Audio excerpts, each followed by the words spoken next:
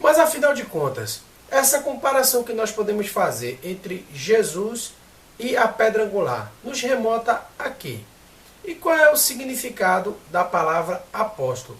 E mais, qual é o significado da palavra profeta?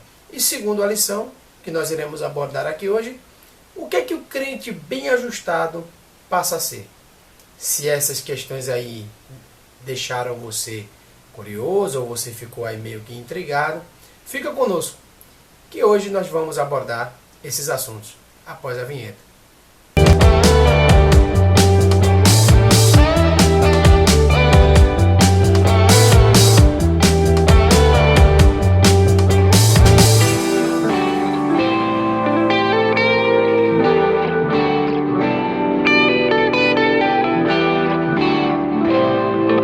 Paz do Senhor a você, eu espero que você esteja bem. Se você é novo aqui no canal, se você nunca acompanhou o estudo, deixa eu te situar um pouco.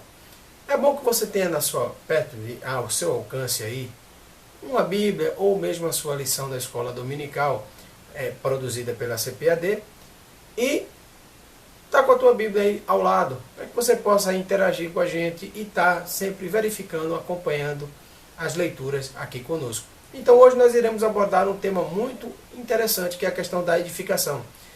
É onde estamos edificados. O tema da lição da escola dominical de hoje é edificado sobre o fundamento dos apóstolos e dos profetas. Portanto, hoje é isso que nós iremos estudar. Então, conforme aqui já compactuamos aqui, vamos ler a leitura oficial da lição de hoje. Eu lhe convido aí a abrir a sua lição ou abrir a sua Bíblia. Caso você não tenha nenhum aí no momento disponível, acompanha na tua tela que a gente vai fazer ela aparecer aí para você. Então vamos ler Efésios capítulo 2, versículo 20 ao 22. Edificado sobre o fundamento dos apóstolos e dos profetas, de que Jesus Cristo é a principal pedra de esquina, no qual todo o edifício bem ajustado cresce para templo santo no Senhor, no qual também vós juntamente sois edificados para a morada de Deus no Espírito. Agora, nós vamos nos dirigir agora a um outro texto que se encontra lá no livro de Mateus, no Evangelho segundo Mateus, no capítulo 7, versículo 24 ao 27. Todo aquele, pois, que escuta as minhas palavras e as pratica, assemelhei ao homem prudente que edificou a sua casa sobre a rocha, e desceu a chuva, e correram os rios, e assopraram os ventos, e combateram aquela casa, e não caiu, porque estava edificada sobre a rocha. E aquele que ouve essas minhas palavras e as não cumpre, compará-lo-ei a homem insensato, que edificou a sua casa sobre a areia, e desceu a chuva, e correu os rios, e assopraram os ventos, e combateram aquela casa, e caiu, e foi grande a sua queda. Glória seja dada ao nome de Jesus. Portanto, nós já temos aqui o cenário geral do que será abordado no tema de hoje. E qual vai ser os nossos objetivos aqui? O objetivo da lição é nos ensinar que Cristo é a base da igreja e que os nossos fundamentos estão alicerçados na doutrina dos apóstolos e no testemunho dos profetas. Esse é o nosso objetivo na lição de hoje.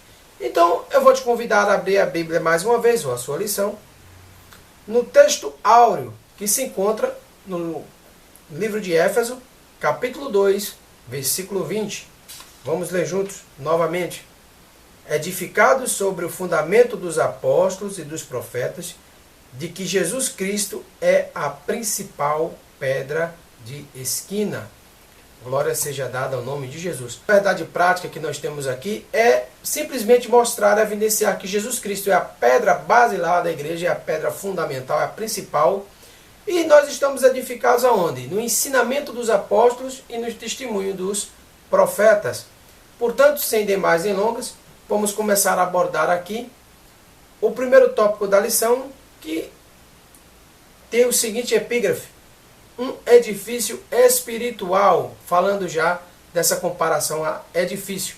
Para falar de edifícios, nós vamos falar da primeira edificação que o povo foi instruído a fazer. Você se lembra que o povo judeu, o povo até anteriormente chamado povo hebreu, eles não tinham moradias feitas como eram feitas hoje, né? Não eram edificações sólidas, eram feitas de tendas, porque o povo era nômade, né? O povo simplesmente desmanchavam lá suas tendas e iam para outros lugares. E até porque eles estavam a caminho da terra que Deus assim os conduziria, para que eles possuíssem a terra que emana leite e mel. Portanto, a primeira construção que o Senhor determinou fazer foi o santuário. E nós temos aí o santuário judeu como um primeiro edifício espiritual. E o que ele representava? Ele representava um simbolismo de exclusividade religiosa, né? Que era o único povo elegido para ser chamado povo de Deus, seria o povo judeu. Esse era e foi, durante muito tempo, um dos principais motivos de que não se davam bem os judeus e os gentios. Mas acontece que aí com o evento da crucificação, com a advinda de Jesus Cristo para cumprir aquele projeto vicário, o que acontece? Cristo reconcilia, e você viu comigo na aula passada, de que Cristo consegue quebrar isso, consegue quebrar esse paradigma cerimonial, né? E acabar com esse conflito que existia, formando um novo povo, uma nova humanidade, né? A igreja.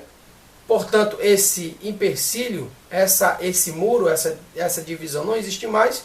Então, perde a relevância a questão do santuário judeu. O santuário cristão. O que é que nós podemos considerar de santuário cristão? Certa vez, Salomão, um dos homens mais sábios da história, né, ele reconheceu de que o templo não podia conter a Deus. Onde foi isso, irmão? Abra sua Bíblia no 1 de Reis, capítulo 8, versículo 27. Vamos ler juntos? 1 de Reis, capítulo 8, versículo 27. Mas, na verdade, habitaria Deus na terra? Eis que os céus e até os céus dos céus não te poderiam conter, muito menos essa casa que eu edifiquei. Glorificado seja o nome de Jesus. Portanto, aí está a constatação de um dos homens considerados um dos homens mais sábios da nossa história. E, inclusive, Estevão também instituiu um pensamento muito parecido, né, que Deus não habita em templo construído por mãos de homens. E um parêntese aqui para não perder esse costume do parêntese. É interessante ver a colocação de Estevão, né? E é interessante também que a gente leia ele primeiro, não é isso? Eu vou fazer uma comparação aqui. Se eu esquecer de abrir esse parêntese, por favor, coloca aqui nos comentários que eu ando até meio esquecido. Então vamos abrir a Bíblia primeiro para nós vermos qual foi a instrução de Estevão. Em Atos, capítulo 7, versículo 48. Abra sua Bíblia comigo ou me acompanhe aí na sua tela. A gente vai subir o texto aí para você. Mas o Altíssimo não habita em templos feitos por mãos de homens, como diz o profeta. Glória seja dada ao nome do Senhor Jesus. Quando nós falamos em santuário, do santuário cristão, qual é a implicação direta dessa afirmativa? É que nós, judeus e gentios, nós somos comparados aqui como uma edificação, um edifício espiritual de pedras, constituído de pedras vivas. Vamos ler mais um texto que nos dá bem esse entendimento, lá no 1 Coríntios, capítulo número 3, versículo 16. 1 Coríntios 3 e 16. Não sabeis que sois o templo de Deus e que o Espírito de Deus habita em vós? Mais uma vez, nós estamos aqui diante de uma afirmativa, nos comparando o cristão, aquele que recebe ao Senhor, como o templo do Senhor em espírito. Então, temos aqui algumas considerações a fazer. E o que seria a pedra angular, como já demos algumas pinceladas aqui nesse assunto.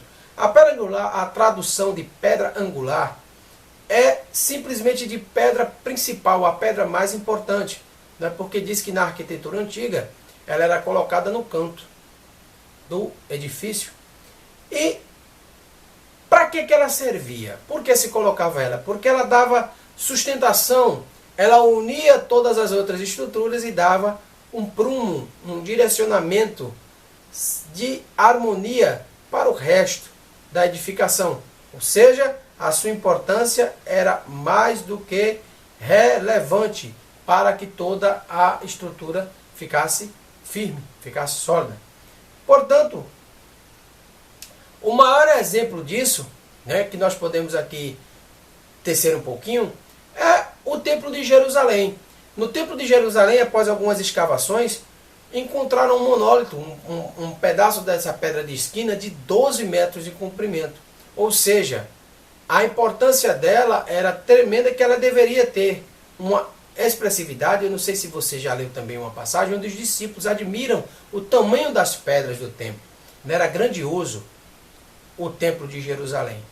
Então, para segurar toda aquela estrutura, a pedra de esquina era que sofria toda essa pressão para manter a estrutura naquela forma. Louvado seja o nome de Jesus. E por que dizemos que Cristo é a pedra principal? Em que remota isso? Percebeu que eu coloquei agora remota para lembrar você, remotar você lá nas perguntas? É isso mesmo. Então veja bem, remota aqui é uma profecia. E qual seria a profecia? Vamos abrir nossa Bíblia mais uma vez. No livro de Salmos, dessa vez, Salmos 118, versículo 22. Vamos. A pedra que os edificadores rejeitaram tornou-se cabeça de esquina. Glorificado seja o nome de Jesus. Então fala aqui a pedra que eles rejeitaram, já se referindo a Jesus como o Messias prometido para o povo judeu, e o judeu rejeitou, não o conheceu. Portanto, ele mesmo, certa vez, isso nós podemos constatar lá no livro de Marcos, capítulo 12, versículo 10. Vamos ler juntos. Ainda não leste essas escrituras? A pedra que os edificadores rejeitados foi posta por cabeça de esquina. Glória seja dada ao nome de Jesus. Portanto, a afirmativa aqui foi declarada pelo próprio Senhor Jesus, de que ele era, já se referindo à profecia messiânica lá no Salmo. Você reparou que é praticamente idêntico, é referência direta ao Salmo que nós lemos anteriormente. O segundo tópico, que tem por tema o fundamento dos apóstolos e dos profetas. Então, primeiro cabe aqui conceituar o que seria apóstolo. Apóstolo vem do termo grego, que significa mensageiro ou enviado. Os evangelhos, Mateus, Marcos e Lucas, falam deles sempre se referindo aos 12 escolhidos por Jesus diretamente para serem os seus discípulos. E no mais, agora cabe você dizer para mim como é que fica a situação de Saulo, né, que foi depois trocado o nome por Paulo. Ele teve uma situação muito especial. Ele foi também convocado pelo próprio Senhor Jesus quando ele ia a caminho de Damasco, quando ele teve que cair do cavalo para ter esse encontro com o Senhor Jesus. E esse chamado, onde é que nós podemos constatar também isso? Lá em Romanos, capítulo 1, versículo 1. Vamos dar uma conferida na nossa Bíblia? Vamos abrir a Bíblia mais uma vez. Romanos, capítulo 1, versículo 1. Vejamos o que é que diz aqui. Como é que se intitula? Paulo, servo de Jesus Cristo, chamado para ser apóstolo, separado para o Evangelho de Deus. Glorificado seja o nome de Jesus. Portanto, Paulo aqui já se identificando no livro de Romanos, que é apóstolo de Jesus Cristo, enviado para levar a boa nova, a mensagem de salvação. E qual é a conclusão que nós podemos tirar acerca dos apóstolos? A conclusão é de o que é apóstolo? Apóstolos são todos aqueles comissionados por Jesus para direcionar a igreja primitiva. Esse é o conceito que nós podemos extrair desse entendimento. E outra coisa que nós também podemos considerar é o fundamento. Qual seria esse fundamento que nós estamos mencionando aqui? O fundamento é a mensagem de Cristo. A mensagem da Boa Nova é a salvação para todo aquele que crê.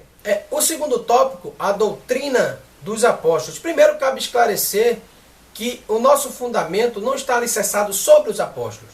Tá? Está alicerçado na mensagem, que é a própria palavra de Deus, que são as escrituras sagradas, e não firmada nos homens. Porque se assim fossem, elas teriam morrido com eles.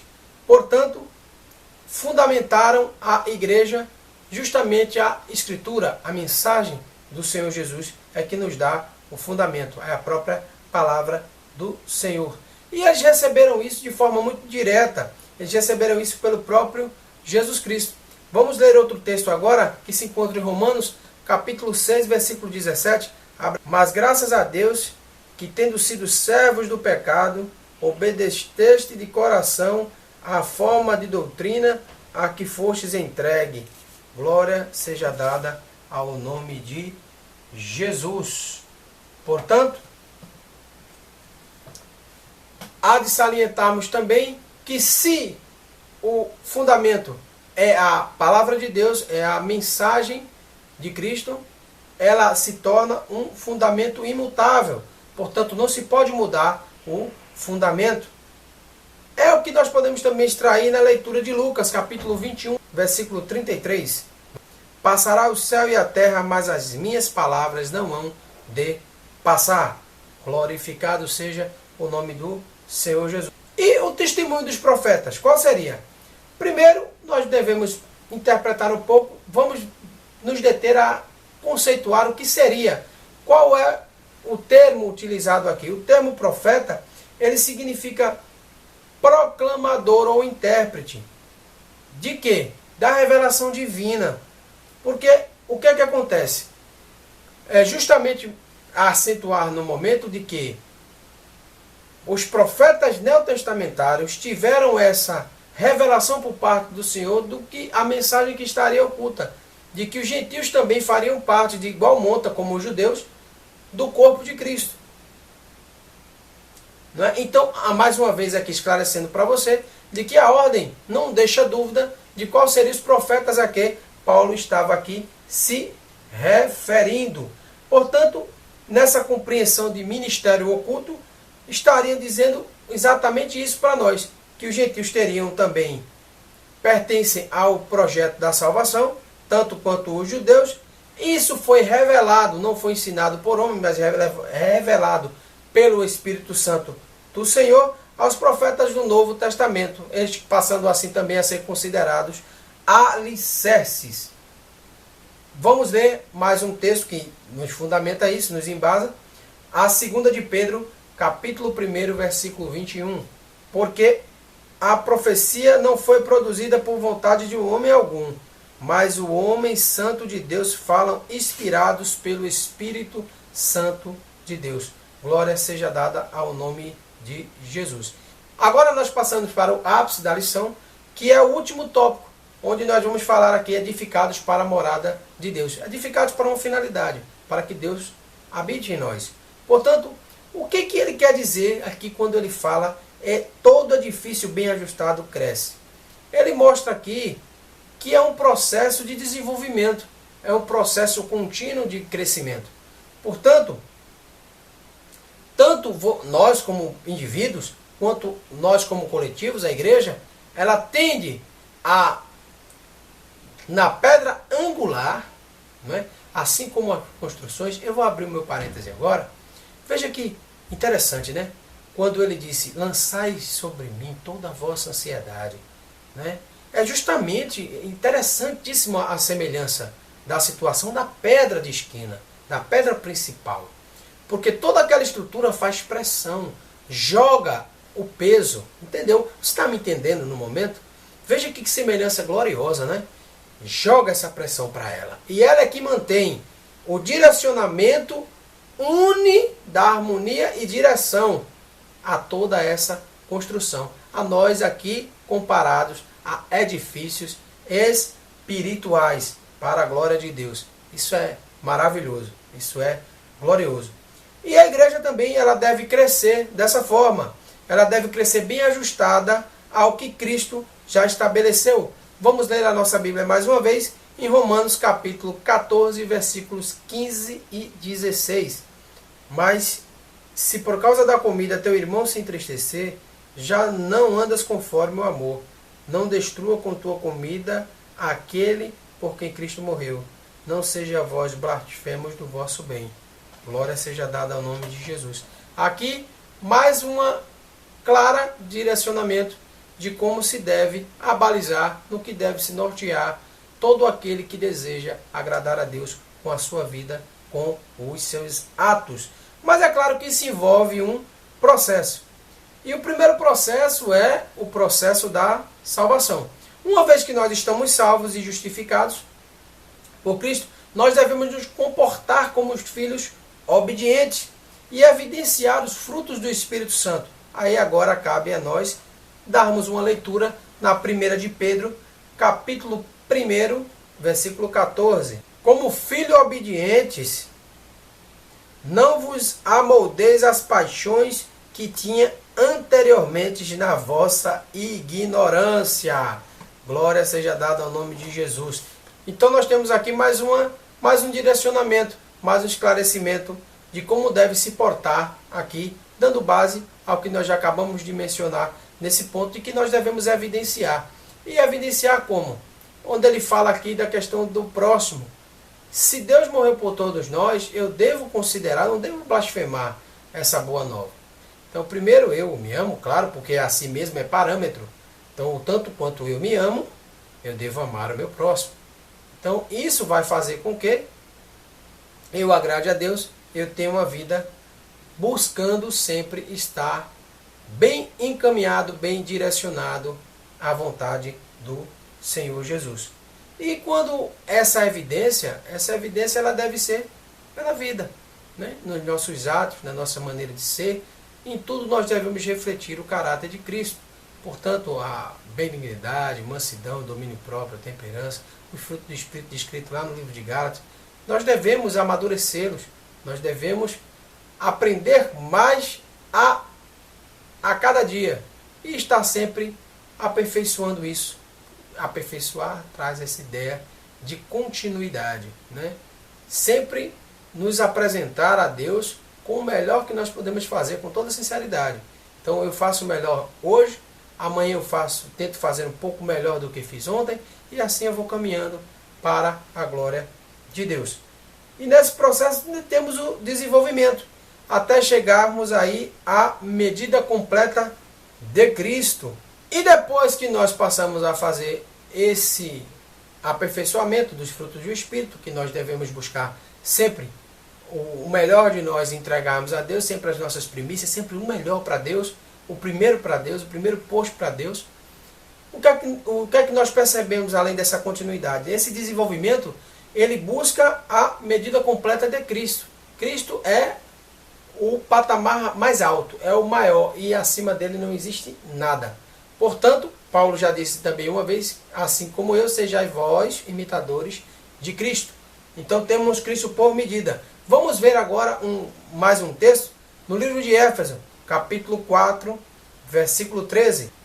Até que todos cheguemos à unidade da fé e ao conhecimento do Filho de Deus, à plena virilidade, à medida da estatura da plenitude de Cristo. Glória seja dada ao nome de Jesus. Bem ajustado, o crente se torna templo santo do Senhor. É isso que nós podemos responder lá naquela pergunta, né?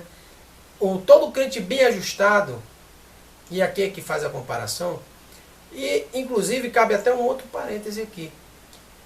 Veja que quando Cristo dá a comparação de que aquele que ouve a palavra e a segue, há um homem prudente que edifica a casa sobre a rocha, porque vem várias adversidades de toda a natureza. Vem o vento, vem a chuva, vem os terremotos e a casa continua inabalada. Lembra daquela comparação que eu fiz, que Cristo é a nossa paz? E quando nós temos Cristo, nós temos paz. Então veja que essa segurança, essa firmeza, onde é que nós podemos buscar? Muitas vezes a gente quer transferir essa segurança ao bem material. O dinheiro é a coisa mais simples do mundo para ter segurança, né? Às vezes, quando as pessoas estão bem abastadas de dinheiro, elas acreditam que estão seguras, quando na verdade isso não quer dizer praticamente a mesma coisa. Quer dizer que elas podem até estar mais abastecidas, com até mais coisa, mas não quer dizer que elas estão seguras, né? Pode acontecer qualquer coisa com elas, exatamente como pode acontecer com alguém que não está tão provido de recurso financeiro quanto ela. Eu acho que você está me entendendo. Então veja que, onde é que nós podemos encontrar segurança, de fato? Na rocha que é Cristo. Então, quando nós estamos edificados na rocha que é Cristo, nós temos essa clareza na nossa mente Então isso vai nos dar mais segurança, que passa mais tranquilidade e vai estimular, vai dar crescimento, vai dar amadurecimento, melhor termo utilizado nesse momento, para que possamos evidenciar, testemunhar também de Cristo aqui na Terra. E quando eu disse a você, inclusive é uma pergunta que é um tanto quanto agressiva, mas pode até passar por sua cabeça, ou pela cabeça de alguém, ou você já escutou essa pergunta, dizendo que, se a Bíblia está dizendo que Deus não habita em templos feitos por mão de homens, tá? E se você ficou bem esperto aqui, nós temos uma que Salomão disse que Deus não pode ser contido, com T, dentro do templo. E outro disse que Deus não habita, morar, e com T. Eu tenho dois termos aqui diferentes. A gente teria que ver os originais para dar uma olhada qual foi o termo aqui, a expressão, qual era a finalidade da expressão. Tradução tem esse problema. Mas um diz conter e o outro diz habitar. E o que é que eu posso aprender com isso? Que Deus não pode ser detido, Deus não pode ser aprisionado, Deus não pode ser restringido a um ambiente. Né? É como se eu tivesse duas personalidades, uma personalidade, lembra que a questão de, você já ouviu falar de gente que tem um comportamento dentro do templo hoje, igreja? Porque se eu estou dizendo aqui tudo isso, não é que Deus não está contido e Deus não habita em templo, aí você poderia dizer para mim assim, poxa irmão, você acaba de me desiludir quanto à igreja. Para que eu vou à igreja se Deus não está contido nela? E para que eu vou à igreja se Deus não habita em templos construídos por mão de homem? Você sabe por que você vai lá? Porque você deve se edificar. É para isso que você vai lá. Você deve se alimentar, você deve se nutrir, você deve se fortalecer com o quê? Com um testemunho. Porque os apóstolos já passaram. O testemunho deles nos alcançou porque eles testificaram e evangelizaram primeiro. Veja que eles tiveram um trabalho de tal monta de que eles, com o que viram e ouviram da parte do Senhor Jesus, começaram a levar a mensagem de salvação, a mensagem da cruz, a mensagem de sacrifício feita pelo Senhor para resgatar a humanidade. Portanto, essa mensagem foi passada e chegou até nós. Então, cada um de nós leva consigo a responsabilidade de levar essa boa nova adiante, para que as pessoas tomem conhecimento disso, para que as pessoas sintam isso. Portanto, essa aqui é a minha afirmativa. Por que a igreja é importante? A igreja é importante para você exercitar essa sua fé, para que você também não fique simplesmente contido na letra fria da Escritura, que você sinta que o Espírito Santo de Deus é quem vai dar o esclarecimento para você da Escritura, é que vai lhe direcionar, é quem vai lhe encaminhar, que vai lhe esclarecer dentro da palavra de Deus, que indica um recinto interior, um lugar claro santíssimo, você, fazendo referência ao Santo dos Santos. Portanto, vamos analisar agora o que seria no Antigo Testamento, um lugar do Senhor, profeta, né, que é o que se torna todo crente bem Deus ajustado. Portanto, aliás, bem ajustado. Qual é a referência que nós podemos ter aqui? Que está sobre a areia não está bem ajustado. Ao que acontecer, vai o afetar, vai o abalar, vai o atingir. E grande vai ser a queda. Ele fala até da grandeza da queda aqui, né?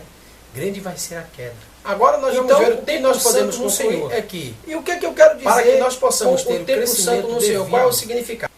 Né? O crescimento esperado para que possamos glorificar a Deus e aproveitar o melhor dessa terra do melhor jeito, dando o melhor testemunho. Nós devemos estar alicerçados na rocha, que vai nos dar sempre a orientação, o sustento e a união necessária para que nós alcançamos o nosso objetivo para a glória de Deus. Vamos analisar agora o que seria Templo Santo no Senhor. Esse Templo Santo no Senhor. Esse Templo Santo do Senhor foi utilizado aqui com a expressão grega chamada naon.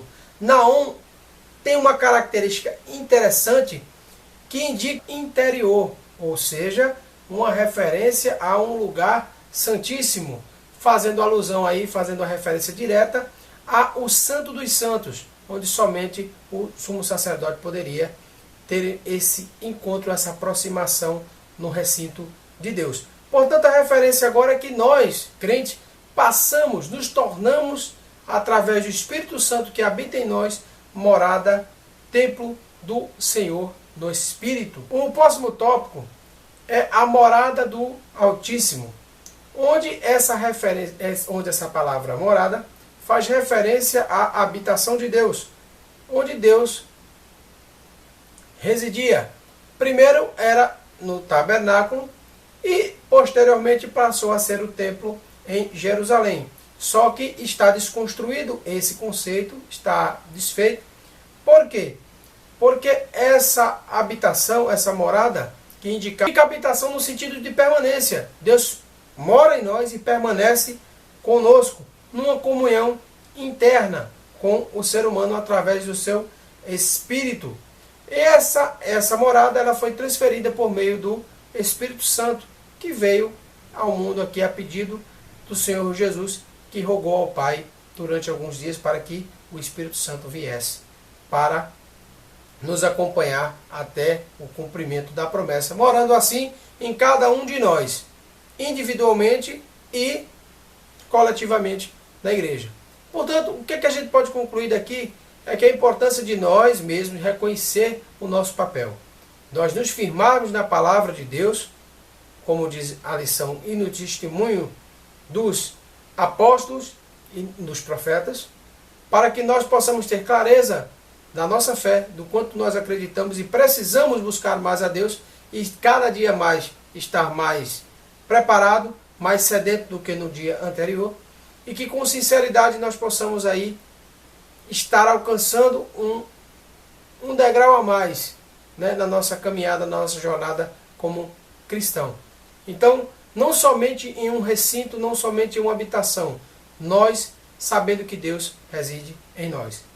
Portanto, aqui eu encerro a lição desse domingo. Eu espero que você tenha gostado, eu espero que você tenha entendido. Se você não é inscrito, se inscreve no canal, deixe seu like, compartilhe esse vídeo para mais pessoas que você acredita que vai gostar de ver esse tipo de abordagem um pouco mais sucinta. Compartilhe esse vídeo com ele para que nós possamos alcançar ainda mais pessoas. E não esquece, aqui abaixo na descrição do vídeo tem o nosso quiz. Testa aí o seu conhecimento, aprofunda na palavra de Deus, que só vai trazer o melhor para a sua vida. Eu desejo uma ótima semana, uma semana abençoada, que Deus continue nos ajudando e até a próxima lição da Escola Dominical, em nome de Jesus.